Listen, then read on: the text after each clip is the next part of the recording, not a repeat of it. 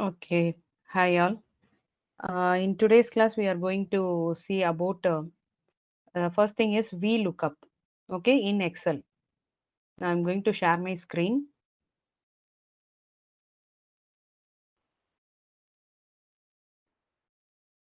Hope it is visible to everyone. If yes, please raise your hand. Is that visible? Okay. Okay. First thing is about VLOOKUP is it is a function in Microsoft Excel, and the main thing about the this VLOOKUP is it can be used as a in order to search some specific value in the table, and it will return. We can use some formulas to achieve this. Okay, so VLOOKUP is nothing but a vertical lookup. Okay, by using that formula and proper VLOOKUP syntax, we can achieve that. Okay, so there are many advantages in the VLOOKUP also to find the data in the large table, consolidating data from the different source. Let me show you some example regarding to this VLOOKUP so that you can able to understand. So here is the very small table. In this table, what I'm going to do is, so I need to find the if I enter this batsman name, it should return the runs taken by him. Okay, so this is kind of a search. This is kind of a search in a phone book. You will search no for that particular number. So for the leftmost column, okay, it will search from the leftmost column. So for that particular value, it will gives an output of the rightmost column. So this is the basic thing of VLOOKUP. So I will tell you the what is the syntax of the VLOOKUP. Okay. So here is the syntax of the VLOOKUP. Let me take some example with the syntax. Okay, to explain this to you. So here is the syntax of the Hope you guys are seeing my screen. It is visible, or otherwise I will paste it in the. Okay, I'll paste it here. Okay. So the basic syntax of a VLOOKUP. So B12 is nothing but the first thing is nothing but the cell in the leftmost side which you are going to search. Okay, which the output you need to display. Okay, and this is the area. This is the range of the cell. Okay, this is the range A2 to D7. So this is the range of the cell which you need to search. Okay, and this 4 is nothing but, see, here I'm going to search from the cell B2. Okay, from the cell B2 to B7. So if I enter this particular batsman name, it should return the run scored by him. Okay, so if I want this run from the batsman, so let us consider this batsman column as a 1, and this is 2, and this is 3. So here I have to enter it as a 3. Okay, and false and true are the Boolean values. If you give false, it will it will search for the absolute accurate search. If it is true, then it will gives an approximate search. So it is better to use for if you want to get the result accurately, you can use false. Okay, so here is the formula.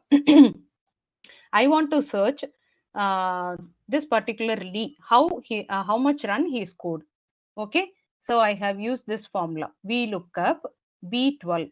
Okay, so B12 is nothing but in this B12 I have entered one value. So look up for this value from the range of cells from B2 to, okay, B2. Here is the B2 to B7. So I want the output from the cell uh, 3. So this is 1, 2, 3. Okay. from the batsman cell, this run column is in the third position. Okay, that's what I have given here, 3. And here the value is false. False means I need to search in the not in the approximate way. No, it should be in the accurate way. Okay, that's what I have given here. So now what I want you guys to do is just try to create a similar kind of data table, and you can try this VLOOKUP in your own system. Okay, after this session. Okay, after this session I will give you exercise related to this, related to the sales and product. You can create a similar table like this and you can do it. Okay. So this is that's all about the VLOOKUP. This is a very simple example about the VLOOKUP. Okay, so here I have entered just a minute. Here I have entered B12, right? B12 is the output. So here for this particular person Lee, he scored 6. If I enter the Smith, it will return whatever value. Okay, it will return 21. So the main advantage of this VLOOKUP is, in order to search the value in the leftmost column of the table, and it will return the value from the column right of the search column. Okay, so right of the search column. Okay, it will return the value from the right of the search column. So this is why it is called as a VLOOKUP. VLOOKUP means a vertical lookup. Okay, hope you guys understood. If you have any questions, please let me know. This is a simple, very simple example for the VLOOKUP. Otherwise, please raise your hand or give thumbs up if you got my point. Please give thumbs up.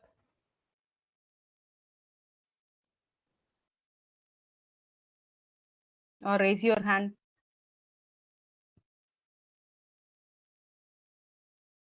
Are you people getting my point or not? If you have any doubts, please ask in the chat box, okay? Otherwise, I will move to the next topic.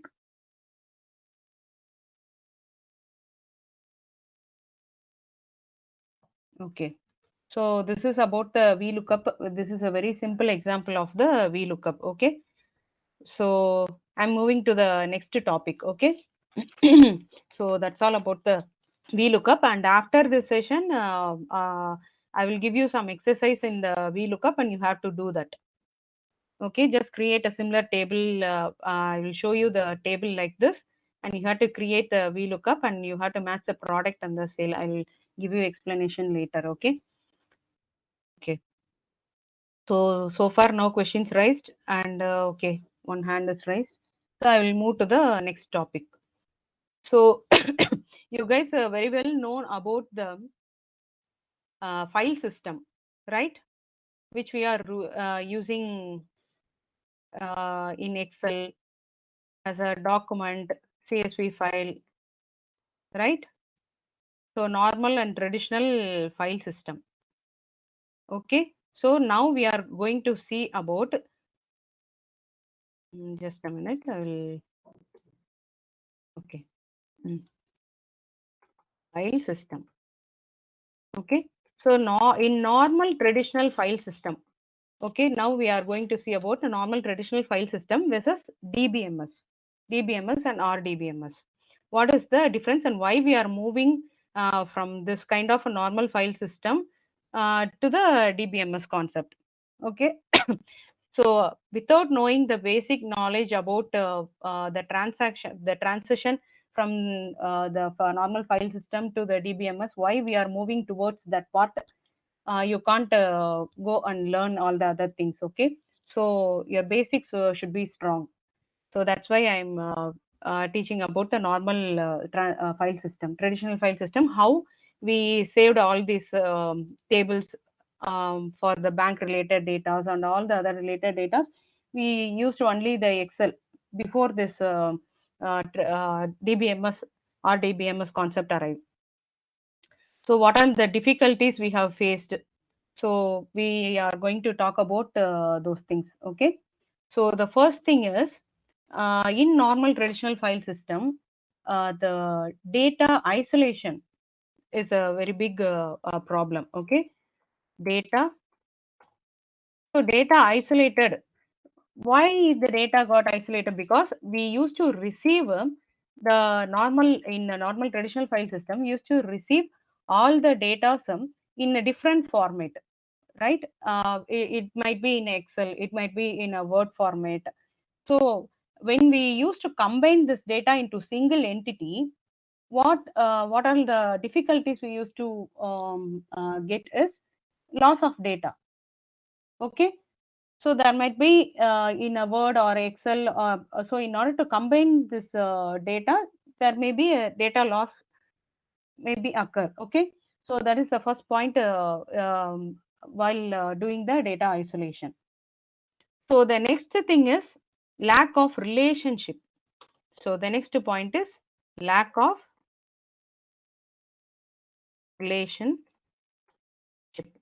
Okay, so what is mean by relationship?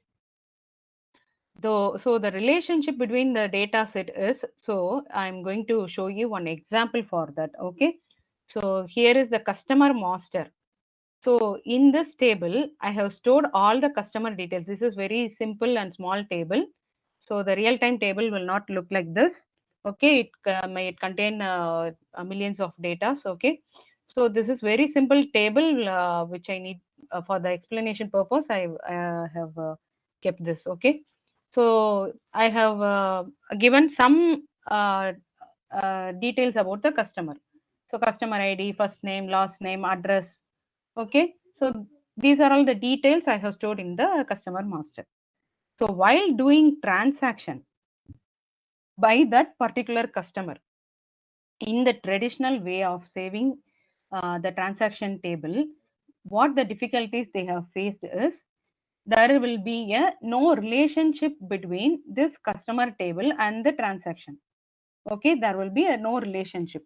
So which means they used to store the data like this only. See, the transaction ID, first name, last name, address. So all the details are combined together in the same Excel only. Okay, there will be no atomicity, there will be no relationship. So what are the difficulties they have faced? When I change this address or a last name or anything related to the customer, it will not reflect in the customer master unless until I go and change it manually. Okay, in the normal traditional file system, there will be a lack of relationship maintenance. So that is what I'm going to tell. Okay, so this is the second point. And third point is unauthorized person can able to get all the data. Okay, so which means lack of security, right? Lack of security is the next point. Okay, if I want to protect this particular data, transaction data from the third party, I can able to do it only by achieving by locking this particular Excel, not all the data. If I want to if I want to protect this particular data from this particular row, okay, this ATM address or some amount or some transaction details about the customer ID. So I want to protect this from the other person, which means this particular data should not be accessed by others. Okay, so in order to do that, I can't able to do that in the Excel. I can able to protect the whole Excel only by doing some locks. Okay, but it is not possible to protect this individual column, this individual column. So I can't able to do. But in DBMS, I can able to achieve this. Okay, so that is the next point about the traditional file system. Okay, and also while multiple access, while others are it is difficult to keep track of the changes. Okay, keep track of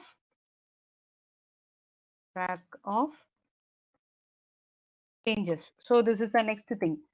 So I can't able to keep track of if I change, see here, if I'm going to change this address. Okay, So this will not reflect in the customer master, and someone will come, some other person will come and change this address. So it is very hard to keep tracking all the changes which we are doing. Okay, even though if it is a valid change, it is very hard to keep the track. Okay, so that is the main disadvantage in the normal file system.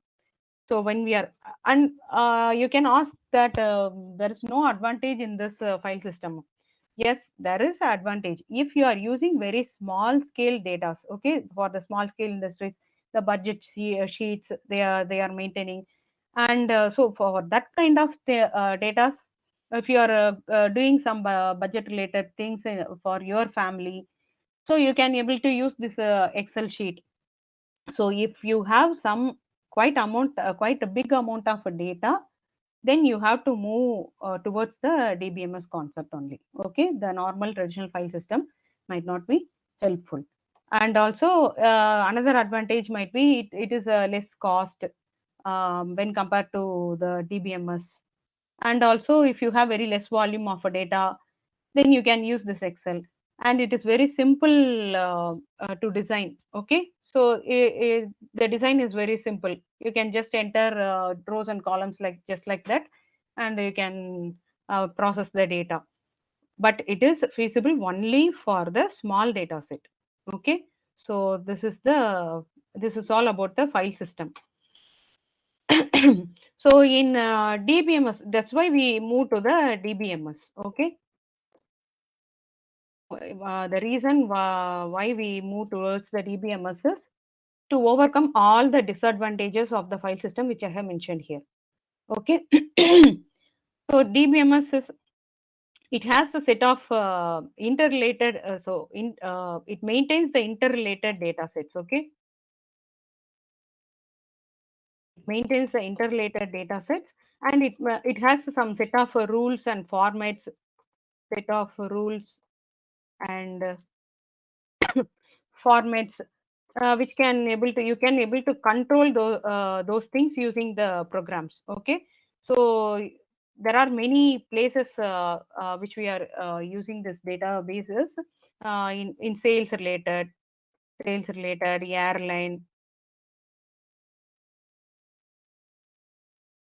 airlines. Okay,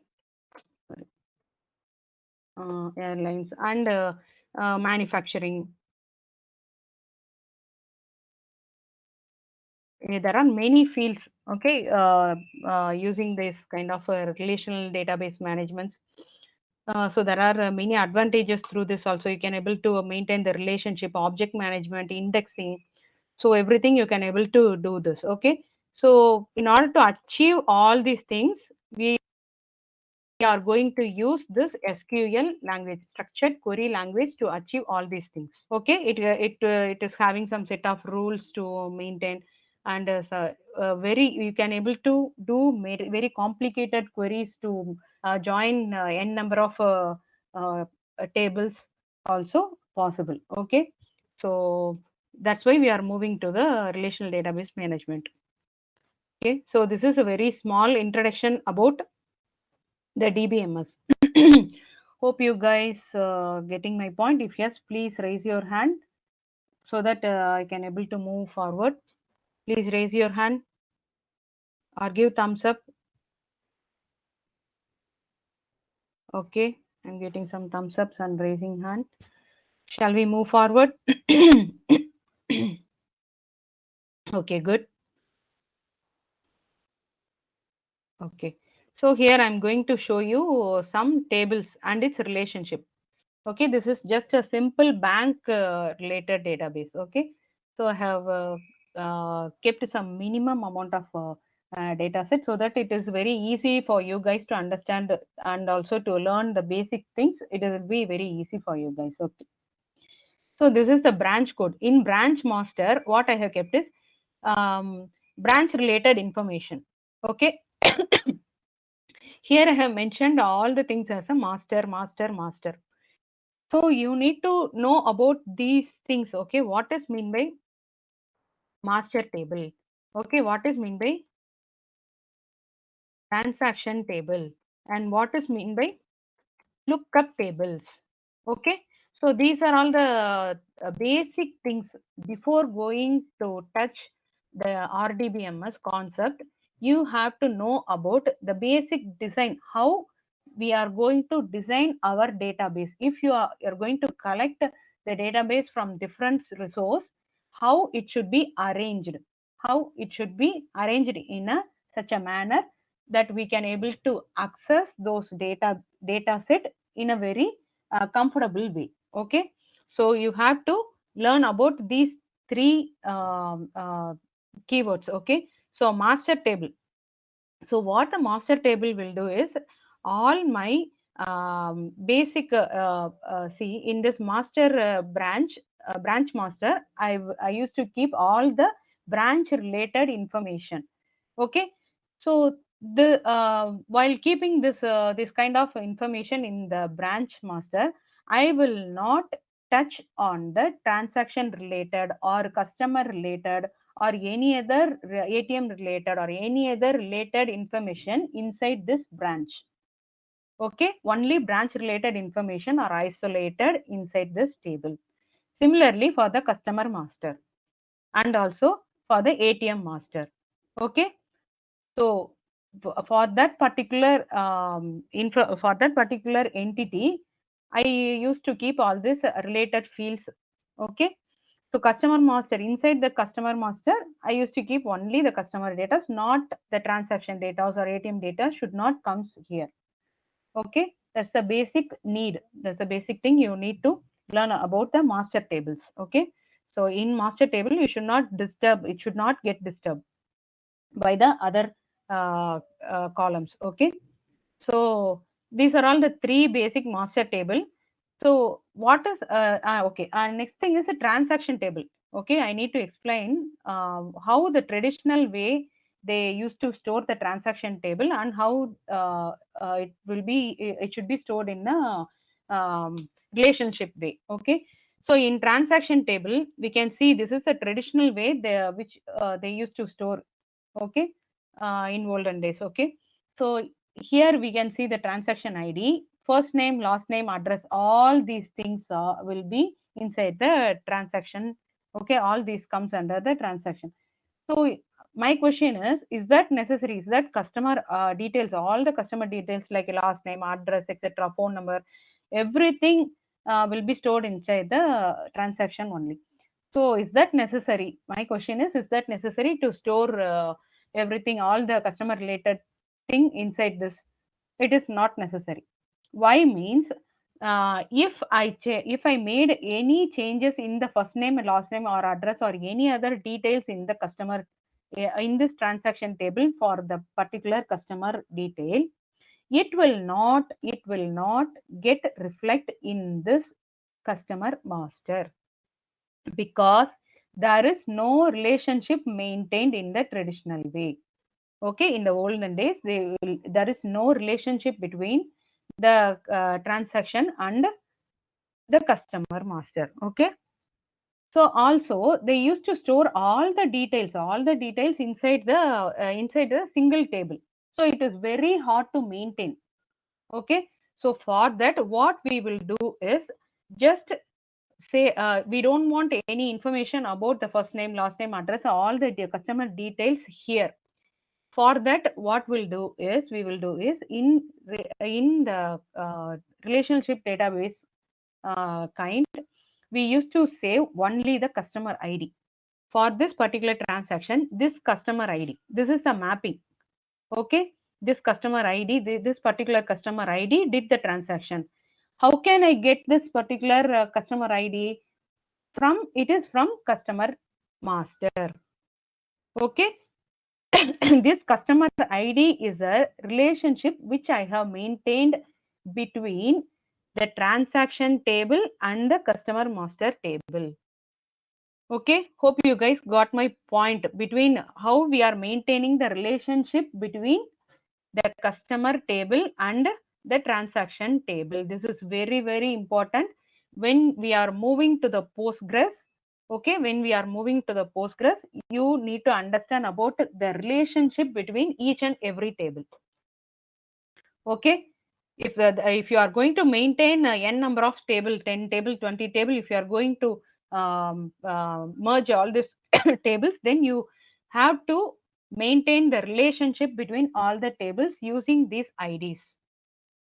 Okay. So for now, let me tell you how to maintain the relationship using the queries and all in the upcoming classes.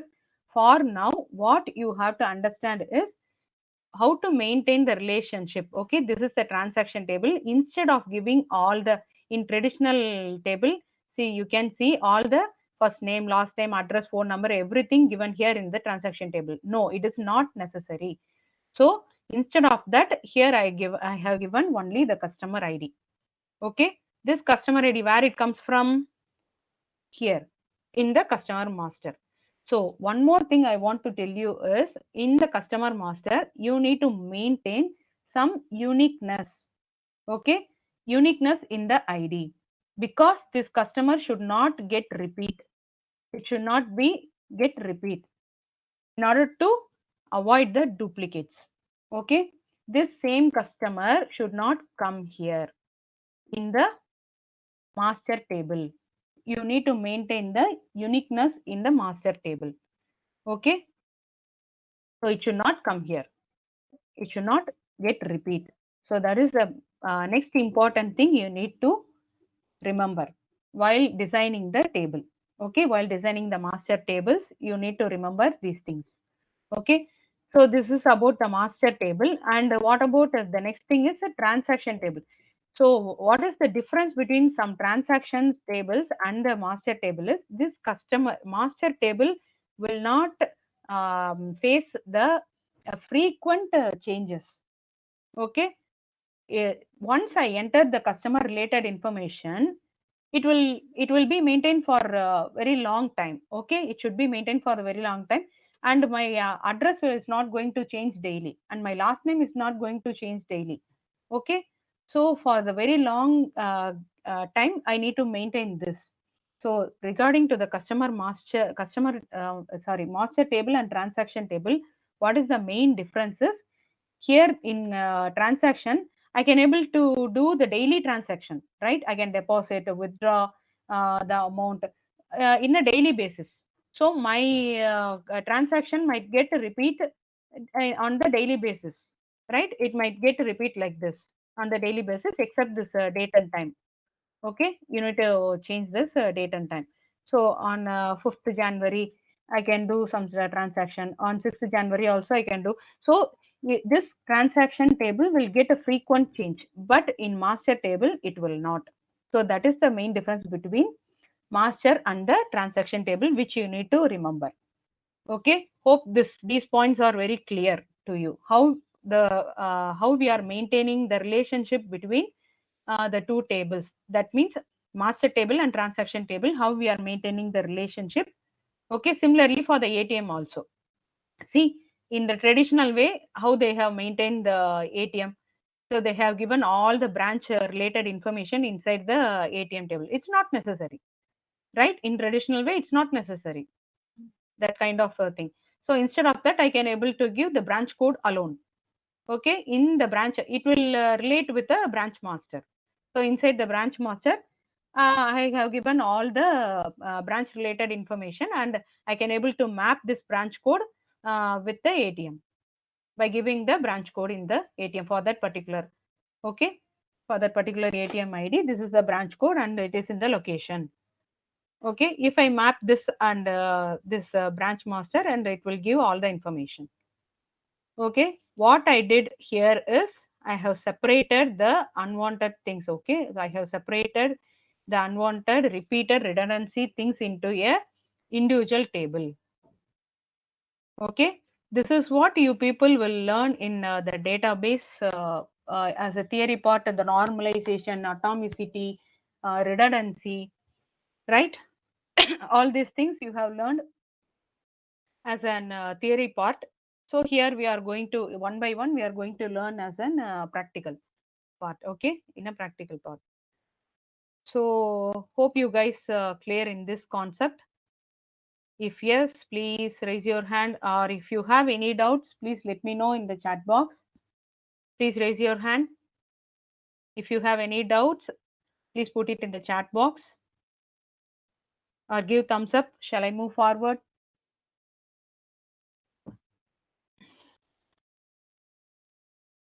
Okay, only one or two. What about others?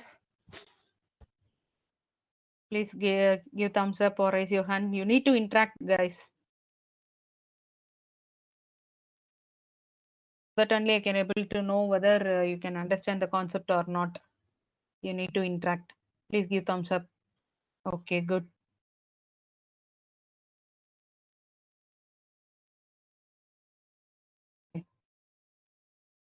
So this is the basic thing which we have learned so far. Okay, what is the branch? What is mean by master table? What is mean by transaction table? And what is mean by lookup? Okay, I didn't tell about the lookup, right? So lookup is nothing but it's like a category. Okay, for example, I need a city. You can separate this city into some categories, right? And also for gender. Okay, so if it is related to some category, gender, female, city, so there are a certain number of cities. It cannot be unique or it cannot be numeric or like that, right? So lookup table is it's just an categorical, okay, categorical things you need to store in the lookup. So this is the main master, transaction, and lookup. These are all the three main thing you need to remember while designing the database. Okay, so you can't design just like that. Okay, I will give some columns and rows and store it and retrieve. No, you can't do like that. Okay, it should contain some proper rules and regulation need to follow, some syntax you need to follow uh, in order to get the proper data set, okay, database, in order to maintain the proper database. Okay, so shall we move to the poll questions and the exercise part? So if you have any question, please let me know. So I'm going to give you some exercise related to the lookup. Okay, today I'm going to give you some exercise related to the lookup. So you need to design a table, similar table like this. Shall we move to the exercise part and poll session? Please let me know if you have any doubts in this.